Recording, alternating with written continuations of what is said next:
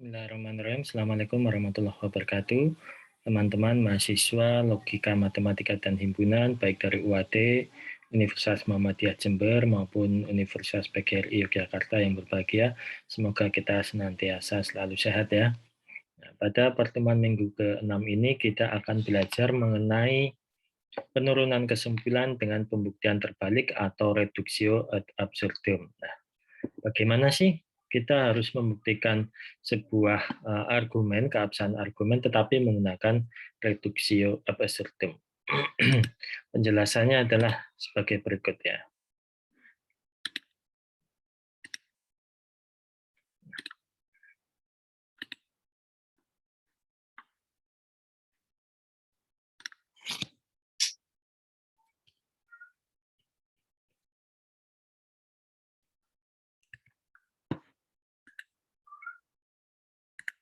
Nah, jadi yang namanya pembuktian reductio absurdum itu berangkat bahwa misal seperti ini, saya punya contoh ya. Pak Joko adalah seorang kaya, orang yang kaya. Pak Joko adalah orang yang kaya. Nah, kita akan membuktikan apakah betul Pak Joko adalah orang yang kaya. Untuk membuktikan Pak Joko adalah orang yang kaya dengan menggunakan eh, reductio ad absurdum, maka kita akan melakukan proses negasi terlebih dahulu. Ya. Jadi apakah Pak Joko orang yang kaya? Negasinya adalah Pak Joko adalah orang yang miskin atau orang yang tidak kaya. Nah, dari orang yang tidak kaya ini, kita akan ambil argumen-argumen yang melekat pada Pak Joko. Ya.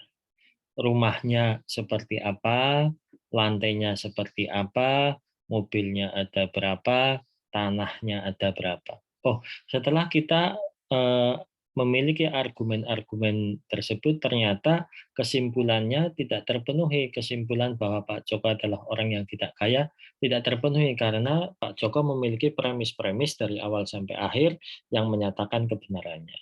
Nah, premis-premis tadi punya tanah yang banyak, punya mobil banyak, rumah yang bagus, tanah berkeramik atau berlantai yang kinclong dan sebagainya, maka itu adalah menjadi sebuah indikator daripada orang yang kaya atau berkecukupan. Nah, ternyata premis yang kesimpulan yang tadi kita gunakan itu tidak berlaku. Karena kesimpulan yang awal tadi kita tidak berlaku, maka kita kembali kesimpulan yang pertama, yaitu Pak Joko adalah orang yang kaya. Oh, ternyata betul terbukti. Nah, contoh sederhana itu maka akan mengantarkan kita kepada teorema seperti ini ya, untuk mengenalkan teori reductio ad absurdum, pembuktian terbalik. Ya. Jika dari premis A, premis A2, A3 sampai premis ke AN dan negasi C, jika kita bisa menurunkan sebuah kontradiksi, ya, maka akan berlaku A1, A2, A3 yang mana ini merupakan premis sampai AN hingga menghasilkan kesimpulannya adalah C, begitu.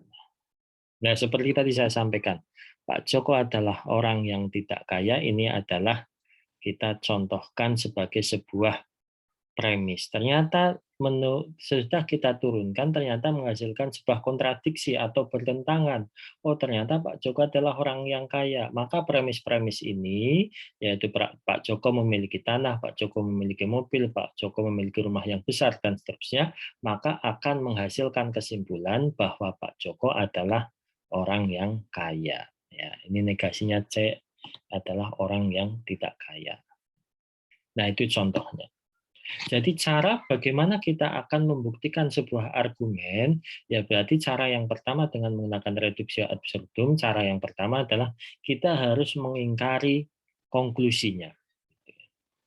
Ingkarilah konklusinya. Nah, ingkaran daripada konklusi tadi kita anggap sebagai sebuah premis tambahan. Nah, lalu premis tambahan itu kita gabungkan dengan premis-premis yang lain sehingga nanti akan membentuk yang namanya premis baru. Nah, mohon maaf. Dari premis tambahan ini ya, kita gabungkan dengan premis-premis lain ya, dari semua premis, termasuk premis sama tadi, maka kita akan turunkan suatu kontradiksi. Kontradiksi itu apa? Berarti yang namanya kontradiksi, berarti premis yang seharusnya bernilai benar, maka dia menjadi bernilai salah. Ketika kesimpulannya bernilai salah, maka dengan demikian konklusi yang awal tadi, berarti itu yang benar. Nah, begitu. Tetapi sebaliknya, bila tidak dicapai kontradiksi atau kita tidak menemukan kesalahan, maka konklusi yang sebelumnya kita ingkari itu adalah konklusi yang benar. Ya, begitu. Ya. Jadi dari semua premis, saya ulang lagi, termasuk premis tambahan tadi, kita turunkan kontradiksi.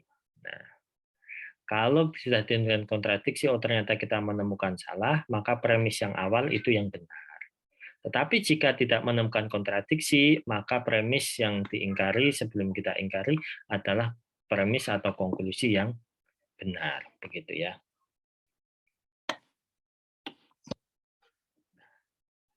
Selanjutnya, contohnya seperti ini ya. Buktikan keabsahan argumen berikut dengan menggunakan reductio ad absurdum.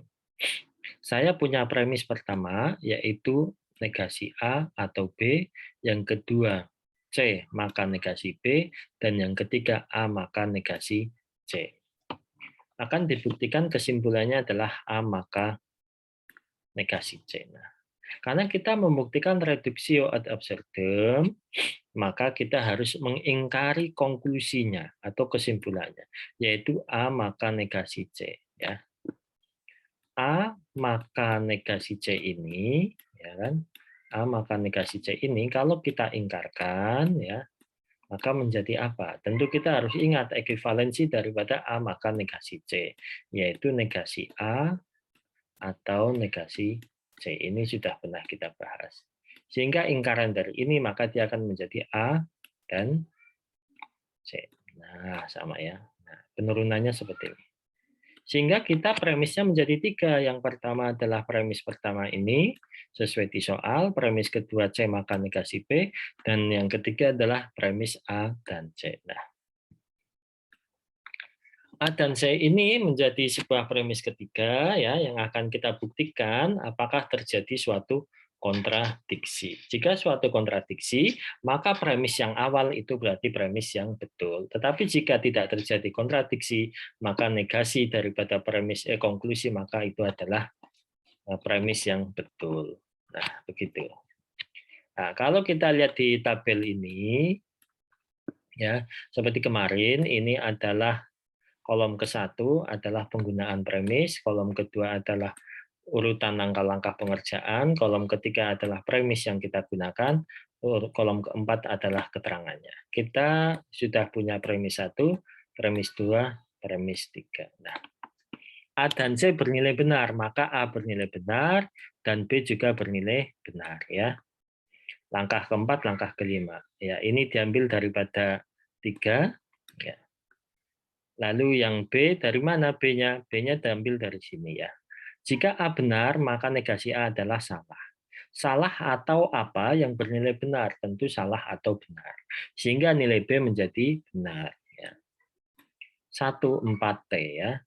1,3 ya. Di sini 1,3 menggunakan premisnya. Di sini adalah langkah 1 sama 4 ini tadi. Oke.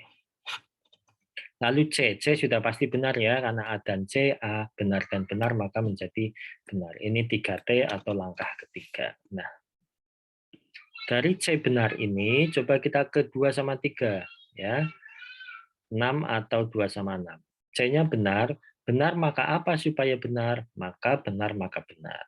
Negasi B, logikanya berarti harus benar. Nah, sampai sini kita melihat sebuah kontradiksi ya kan teman-teman. Apa itu kontradiksinya? Yang pertama di satu sisi langkah kelima kita menyatakan bahwa B bernilai benar, tetapi di langkah ketujuh kita menyatakan B bernilai negasi B bernilai benar. Ini terjadi kontradiksi. Kontradiksinya yaitu B dan B bernilai benar. Ini kan suatu hal yang tidak mungkin, ya kan?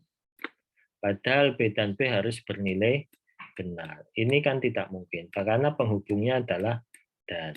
Padahal benar dan salah ataupun salah dan benar itu pasti bernilai salah, ya kan? Nah, ini terjadi yang namanya kontradiksi. Nah, keterangannya kalau kita lihat pada baris ke-8 kita memperoleh kontradiksi.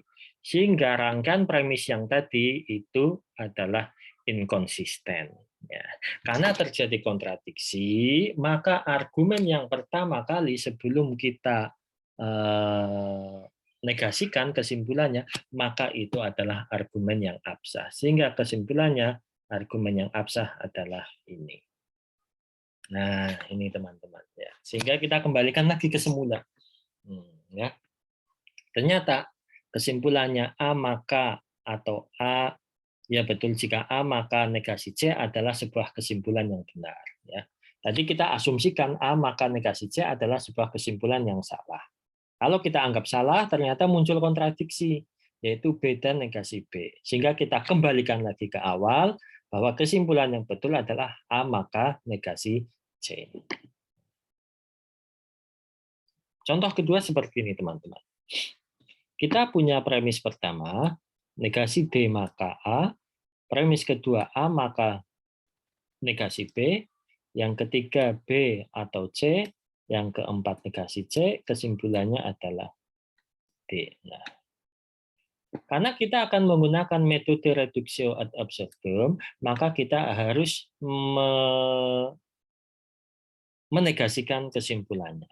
Karena kesimpulannya D, maka dia kesimpulannya menjadi negasi D ini tadi. Sehingga kita punya premis pertama adalah ini, premis kedua A maka negasi B, premis ketiga B atau C, premis keempat negasi C, premis kelima adalah D. Kita punya 5 premis yang akan kita turunkan argumentasinya, apakah terjadi kontradiksi atau tidak. Premis 1 oke, premis 2, premis 3, premis 4, premis 5 ya. Ini premis 5 adalah premis tambahan tadi ya yang kita turunkan dari negasinya. Nah, dari premis-premis ini kita akan turunkan apakah muncul sebuah kontradiksi. Saya punya negasi D bernilai benar. Kita lari ke sini. Negasi D bernilai benar dan ini bernilai benar ya. Benar maka apa supaya menjadi benar? Kan benar maka benar. Oh, oke. Berarti A bernilai benar. 1,5 T atau 5,1 T. Selanjutnya kita punya yang namanya A bernilai benar. Karena A bernilai benar, maka B negasi atau negasi B juga bernilai benar. B negasi B bernilai benar. Lalu kita punya C ini ya. Negasi C bernilai benar, maka C berarti bernilai salah. Atau salah ya. Apa argumen yang bernilai benar atau salah jika dihubungkan dengan kata hubung atau salah maka dia menjadi benar. Tentu saja B bernilai benar. Jadi di sini B bernilai benar. Nah, pada kesempatan ini kita bisa melihat bahwa terjadi kontradiksi yaitu negasi B dan B ya. Di satu sisi negasi B dikatakan benar, di satu sisi B dikatakan benar. Kan tidak mungkin terjadi seperti itu. Sehingga kita punya kontradiksi negasi B dan B. Nah, ternyata premis tambahan tadi yaitu negasi D adalah sebuah premis yang menghasilkan inkonsistensi. Jadi ingkaran tadi harus kita batalkan kembali. Jadi karena kita batalkan, maka kita kembali ke yang awal. Oh betul, ternyata D adalah sebuah argumentasi yang valid. Sehingga kesimpulannya betul adalah D. Sehingga premis 1 negasi D maka A, premis kedua A maka B negasi B, B atau C, dan negasi C menghasilkan kesimpulan D adalah suatu argumentasi yang valid. Itu teman-teman bagaimana kita belajar membuktikan sebuah teorema reduktio ad absurdum ya, menurunkan argumen dengan menggunakan reduktio ad absurdum atau pembuktian terbalik. Kemarin kita sudah menurunkan pembuktian dengan menggunakan metode inkonsistensi. Nah, itu yang akan kita gunakan dalam penggunaan metode reduktio ad absurdum. Nah, sebagai bahan latihan, coba silahkan kalian kerjakan soal nomor 1 dan soal nomor 2 dan soal-soal yang ada di tugas latihan di e-learning logika matematika dan himpunan. Ingat, kata kuncinya kita harus menegasikan ini, dan kita harus menegasikan ini untuk menurunkan kesimpulan-kesimpulan. Apakah nanti terjadi kontradiksi, ataukah tidak terjadi kontradiksi. Selamat belajar dan selamat mengerjakan. Terima kasih sudah menyimak video ini. Saya akhiri. Assalamualaikum warahmatullahi wabarakatuh.